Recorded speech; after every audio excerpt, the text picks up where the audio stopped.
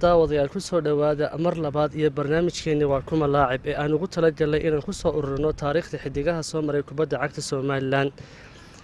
1991 oo ah muddo hadda laga joogo dhowr iyo 20 sano ama 30 sano in ku dhow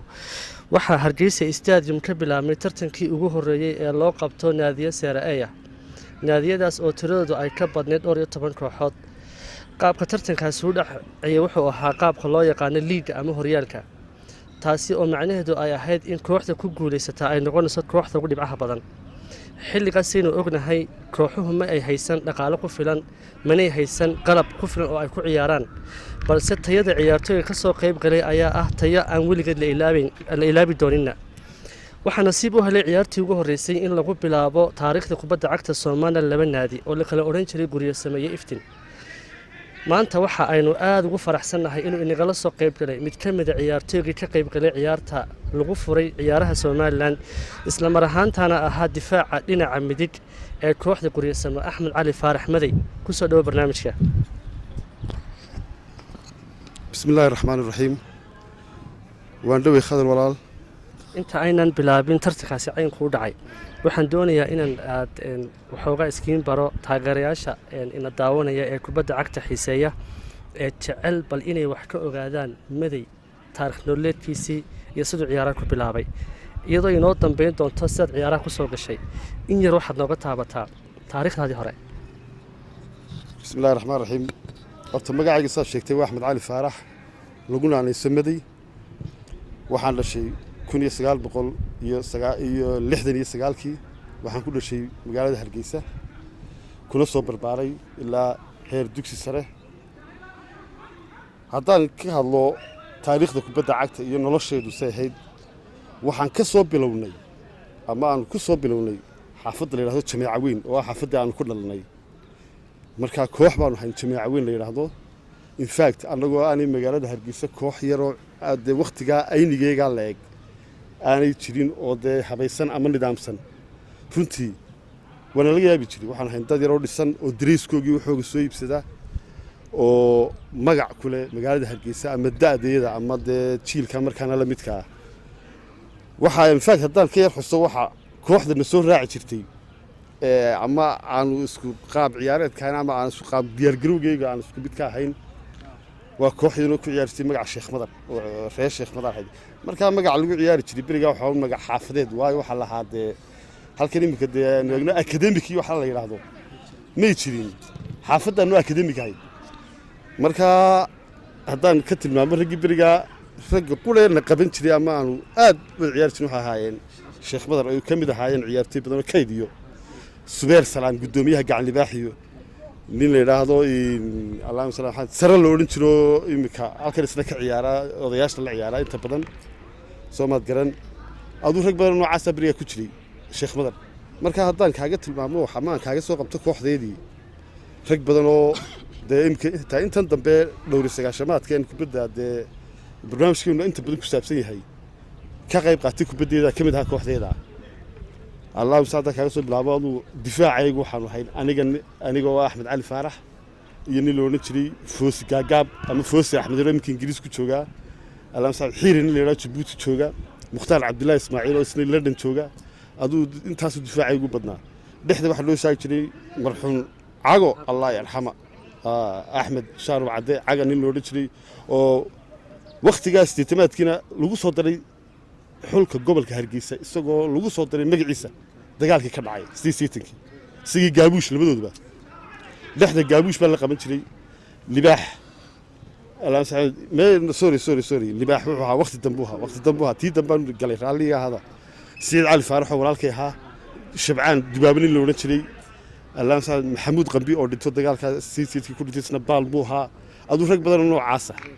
ayay kooxda Jameecadan ku soo aasasay kubadda amaan halkan ka soo bilownay aasaaska hore marka in fact horta guriga marka la dhisay sidii Soomaalidu tiraahdo haddaan seeska laga soo hagaajin xag ama faa'iido ma yeesho ama raandis ma yeesho marka kubadda horta marka hore base-ka hore ayaanu ka soo dhisnay in fact runtii marka horta taariikhda kubadda saasan ku soo bilaabay kooxda Jameeca Weyn oo xilligaas ka dhex muuqatay kooxaha da'diina magaalada Hargeysa intaa kadib waxaan ognahay xilligaa hargeysa naadiya seera ay ma jirin ama seera b sida muqdisho ka dhici jirtay may jirin markaa marka ciyaartooygu xaafadda ka soo baxo meesha koobaad higsan jiray waa heer gobolna waxaa loo mari jiray ciyaaraha iskuullada iyo degmooyinka markaa inkastoo aan filayo marka da'daadu inay runtii aad boo yaray haddana kuu suurto gashay inaad ka qayb gasho ciyaaraha degmooyinka ama iskuulladaba in fact khadarow degmooyinka imay suurto gelin laakiin ciyaarihii dugsiyada sare waan ka qayb galay waxaa markaanu dhiganayay dugsiga sare Feres Julay ama kooda luuliya loo odhan jiray iyo Feres Julay labadaba imikana jaamacadda Hargeysa halkan ay degan tahay dugsigeygii saruuha boarding buu ahaa markaa dugsigaasaan u ciyaaray form 4-kaygii sanadadii hore maan kama qayb galin in fact aad waan u yaraa runtii markaa sanadkii 86 tartankii dugsiga sare ayaan ka qayb galay anigu Feres Julay ciyaaraya lambarka 6 baan ugu ciyaarayay lambar 6 inkastoo aad moosay jadwalka markaa ama aanu ka qayb galnay ama in groupkan ku jirnay groupkii dhimashada ahaa runtii waayo waxaa laga hor yimid 3 dugsi sare oo 3 dugsi sare xilligaa ugu khatarsanaa ay kamid ahaayeen waa Gacan Libaax Umar bin Khadaab iyo Faarax Umar 3 dugsi waxaan 3 dugsi oo khatar xagga kubadda iyo anagoo Feres Julay groupkayga afartaas oo si xasuustaa Soomaad garan aduu anyway xadal ku daalin markaa sanadkaas ka qayb galay iskuulkeyguna markaa wuxuu badnaa dad iska ka yimid degmooyinkaas oo Portland ma aha dad aduu kubadda aad ugu si wanaagsan kuma jirin umay badnayn anigoo ugu yaraa oo lambarkii 6 ahaa ayaa runtii aad ugu caday iskuulkeyga bariga aduu niman noocaas oo Umar bin Khadaab wad garanaysaa raggi ku jiray Allah yarxamay Faras Keesi Spirta Muuse go'ay baa lagu naanaysi jiray Allah yarxamay Saciid Nuux 60 Nuux walaalkii oo lambar 9 ahaa wuu dhintay isna wuxuu ku dhintay Mareykanka ku dhintay Allah uu naxariistay dhamaantood Mustafa Girgire Mustafa Keesi Spirta rag badan noocaas ku jiro aad garanayso talentkooda kubadda soo ahayd Gacan Libaaxna waad garanaysaa Faarax Umar waad garanaysaa markaa nimankaasaan ugu jiray groupkaasaan ka hor nimid dawladda hor baan ku hadlay 3 kooxood bay naga badiyeen runtii anigoo ugu yaraa markaa aad u ciyaaray waxaan xasuustaa maalinta gudoomiyihii gobolka ayaa ciyaarta daawanayay markii ciyaartii dhamaatay wuu soo kacay in fact si wanaagsan buu salaamay waxaan erigii waan xasuustaa ugu yiri nin yaro aad u daayaro mustaqbalaatay rag baad weyday aad baad u ciyaartay ugu yiri wallahi aad buu markaa ninkaas ii dhiirigeliyay markaa horta ciyaarihii iskuullada khadarow taasaan sanadkaasaan ka qayb galay si aad sheegtay waxaad ku jirteen groupka dhimashada oo groupka ugu adag waxaana markhaati ka ah 1986kii ciyaarta ugu dambeysay finalka waxay isugu yimid 2 iskuul isu group haydeen Faarax Umar iyo Umar bin Khadaab waxaana ku guuleystay Umar bin Khadaab oo 4 ku badiyay dhammaan ciyaartooyga sheegtayna waxaan ciyaartooyga ugu adkaa heer iskuul ee sanadkaas soo maray hadda ciyaarteen markaynu ka nimaadno intaa kadib kolley dagaalo ayaa ka dhacay Soomaaliya waddankii looshin Soomaaliya waxaad ka mid ahayd dadkii markaa xamar qabtay markii aad xamar tagtay ma sii wadatay mihnadaadii ciyaaraha mise halkii baad ku joojisay khadarow kamaan qaadin cagta anigu in fact dagaalka waan ka horreeyey oo ardaydii markaa jaamacadda tegaysay ayaan ahaa markii aan shaqo qarantii 2 sano shaqo qaranta la odhan jiray aan dhamaysto biyo dhacay ayaan macallin ka ahaa xamar baan markaa u dhaqaaqnay inaan jaamacadda tagno oo imtixaanka jaamacadda ka qayb galno iyadoo Hargeysa dagaal ku dhicino la degan yahay dareeskayga iyo kabahayga waxayga waan sii qaatay anigu si aan kubaddeeda halka uga sii wado oo diyaar baan ahaaba xamar markaan tagay kamaan hadi kubaddii isla markiiba kubaddii ayaan sidii u sii watay weliba anigoo meel aan ka bilaabo garan la ayaa galab waxa dhacday ayaan sheekada ku soo waday anigoo biibiteer fadhiyo marka ilaa 5 cisho 7 cisho beelaa joogay xaraaradii kubadduna ay hayso oo aad ugu hamuusan kubad ciyaaro ayaa waxa dhacday ciyaal kubad ka soo dareeray ayaan markaa halka ku arkay ku yaroo markaa yaak fadhiyo aduu reer Muqdisho laakiin deegaanka soo jeeda in Hargeysa oo markaa isbaranay ayaan ku yiri Maxamed Barara uu jooga Hargeysa hadda Maxamed uu kubaddiisa wax baan ka wareysto kubadda ciyaaro ciyaalkii xaafado markaa degmada waxaan degnaa anigu Yaaqshid xaafada Tawfiiq la yiraahdo isbartiibada ama istaadionka ugu dhaweyd suuli haa kubadda soo ciyaaran waa ciyaalkii xafudtaasaan ku niyownan kubadda ciyaaraan doonayay maadiigeen suuli haana bari ku geynaya infaad waan balnay siduu bariinimadii igu geeyey aduu dee halkii baan kala jaan qaaday kubaddii markaa waxbay hal kugu daalne annagoo kubaddiisii u ciyaarna ayaa istaadionka waxaa ku yaallay istaadionka xamar muqdisho garoomo laba garoonoo dhinacyada ayaa kaga yaallo calamiintada lagu qaato garoonna waxaa lahayd naadigii sancada ama warshadaha la odhan jiray infact garoonkaa kale ma xasuustay imka ciddii lahayd garoonkan markaa soke labada ayaanu iskaga ciyaari jirnay ciyaar yaroo dee iska ciyaar xaafadeeda inta badan annagoo maalin garoonkaa iska ciyaarayoo niman reer hargeysa u badan oo weliba tiinkii shubayaasha ahaa oonu isgarayno dee nin cabdi baleex la odhan jirayo aad u wanaagsanaa jecelif midna la odhan jiray niman noocaas annagoo ciyaar iyo niman kaloo reer barcaa isu ciyaarayna ayaa waxaa loo yimid naadigii garoonka iska lahaa ee naadigii warshadaha sancada la odhan jiray waxaa tababaro ahaa markaa naadigaa watay cabdi butiistani la odhan jiro tababaraha xulka qaranka soomaaliya markaa ahaa ayaa watay naadiga tababare ku-xigeenkiisuna wuxuu ahaa nin ka soo jeeda gobolladeena la odhan jiray axmed isbatoora la odhan jiray nimankaasaa markaa watay kooxda way nagu soo degeen kabahaygii baanu ka qaadanay meesha waanu ka dareernay si aan uga tagno show infact waxaa soo dhow ciyaarihii juniorska naadiyada ayaa soo dhow axmed isbatoore oo tababarii labaad ahaa baa noo gacan haadiyey oo yidhi iska jooga qaybtaas ku ciyaara qaybtan kale anagu isgaaliminteennaay aadeer waad macsantoo halkii baanu ciyaarteedii iska wadannay wuxuu soo fadhiistay goolka dabadiisa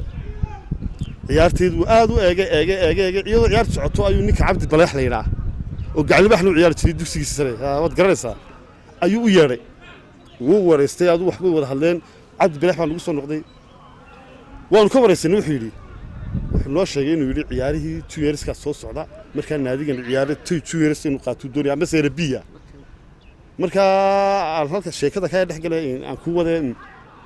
naadiyadan dee ama seera-aada ee muqdisho may awoodeen inay sameeyaan naadi joogta ah oo seerabiya seerasi si noocaasa maata marka tartanku la qabanayo ama uu soo dhowiyey ayuunbaa la salagelin jiro la qabanqaabin jiray kooxda cabdi baleex markaa saasuu ku yidhi waanu iska ciyaarnay anugaa ku xigay markaa u yeedhay anoo difaac jooga ayuu yeedhi adeer kaalay suuli adeer waxaan doonaa ciyaarihii juniorska inaanu qabanno markaa ma laga yaabaa inaad nagala soo qayb gasho saani diyaar adeer waan suuli beritoole ama heesaa dambe ayaa la bilaabayaa isxorayn bay odhan jiray markaa isxorayn selectionkii noo kaali halka garoonkeennan hay baan idhi show waxaa laga sii daayay markaa raadioga laga sii daayay ogeysiiska waar halkii waxay isugu yimid mataqaanaa 150 wax gaadha oo ciyaartooy oo dee muqdisho oo dhan ka yimid ayaa isugu yimid garoonkii dee koox qura 40 ciyaartooy ayaa loo baahanyay 150 bay wallaahi halkii baana lagu bilaabay maalintaa aduu sheekadaan kuu soo kobay aduu maalinta sidii aanu u ciyaaraynay waxa iyagu kayd waad garanaysaa iyo siciid nuux nuux walaalkii saddexdeeda ayaa reer waqooyi ku soo hadhnay ama wax reer hargeysa dadkii kale maalin boqolaa la dirayey aduu wax meesha ugu daalna markaanu saddexdeedaas ku soo aan joogno ayuu jilibkaas ka dhaawacmay isagu weliba kubaddaa uu ka dhaawacmay uu ciyaarahaba kaga hadhay aniga u dhigay baas aan u dhigay ayuu siri qaado kaba dhaadheer oo kala dheer buu sitay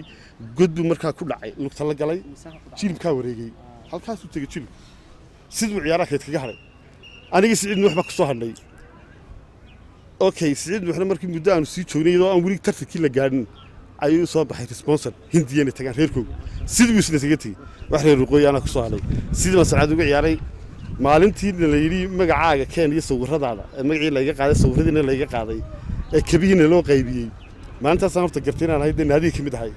oon dee isxorayntii iyo mitidkii iyo waxaan iska jooji oon iska nafsay anyway si baan kaga qayb galnay ciyaarihii waa la qabtay ciyaarihii waan sii xasuustay kooxaan la ciyaaraynay naadigii m b c loodhan jiray m b c madbacadda qaranka iyo madbacadda m p c madbacadda bangiyada ee caymiska loodhan jiray iyo waxaan isgurub ahay naadii la yidhaahdo koox la yidhahdo afmed oo ka timid afgooye kooxdii afraad ma sii xasuusto waa waqti dheer aduu wax meeshii kugu daalin wareeggii labaad baanu soo gaadhnay sidii baanu koobkii kaga hadhnay aduu markii aanu koobkii ka hadhnay ayaa aniga iyo 5 aan ku jiro naloo qaatay seera-a caalamiintadii baan la bilaabnay infact anigoo aan ka qayb gelin tartan oo caalamiintadii ku jira ayuu dagaalkii xamar ka dhacay sidaasaan xamar kaga soo baxay markaa okay intaa kadib waxaad ku soo noqotay hargeysa oo markaa somalilan lagu dhawaaqay oo wadankii somalilan markaa xor yahay sidaan sheegnay dhaqaalaha wadanku aad buu liitay markaas waxaa ka sii muuqday burburkii dagaaladii ka dhacay baa ka sii muuqday lama hayn baahiyaha asaasiga lama hayn intartana ay suurta galaan wax iska adag bay ahayd haddana dadaal fara badan oo dhallinyartii markaa joogta ay sameeyeen ayaa waxaa inoo suurta galay sida aynu hore u sheegnay in horyaalkaasi bilaabmo nasiib waxaad u hesheen stadiumka ciyaartii lagu furay somalilan oo aan jeclaan lahaa in mar kasta la xuso in aad ka qayb gashaan adiga oo guryasamo markaa number 2 u ah oo la ciyaaraya kooxda iftin waad xasuusan tahay ciyaartaasi jawiga ku bilaabantay wax kasta oo ciyaartaa ka dhacay wuxuu ahaa wixii ugu horreeyey ee ka dhaca taariikhda kubadda cagta Soomaaliya lagu xasuusto ciyaarta ma noo sawiri kartaa in yar runtii ciyaarta waa ku sawiri karaa khadarow wixii aan ka xasuusto waxaa badda laga yaabaa inaad uga xasuus badan tahay saynu ugu sheekaysanay ciyaarta waxaan ku ciyaarnay magaca guryasamo iftin waan xasuustaa nimankii qabanqaabinay ciyaarta waxaa ka mid ahaa weli axmed xaawo iyo allah u naxariistay sacad maxamed shire labada nin ee labada kooxood kala watay labada nin bay haayeen annagu waanu ka yaryarayn labada nin baana watay ciyaarta khadar haddaan ku dhaa waxaan anagu niri ama aan ku heshiinay labada kooxood in ay kooxda guryasmina soo qaato diriis cad ama garan cadun nooc doono ahaado kooxda iftina ay soo qaato casaan warqaar baa gacmo dheere cad soo qaatay haddii doonaan ama gacmo dheere cas waayo ma jirin diriis gaa ama diriis lagu ciyaaro wax wadanka markaa la soo noqday burbuuska ahaa markaa ciyaarta waanu ciyaarnay waan sii xasuustaa ciyaarda aad u wanaagsan bay hedoode xitaa waxa jiray in ay siidiyada waxay Omar ninkaasoo muwaadin dhab ahaa runtii oo har iyo habeen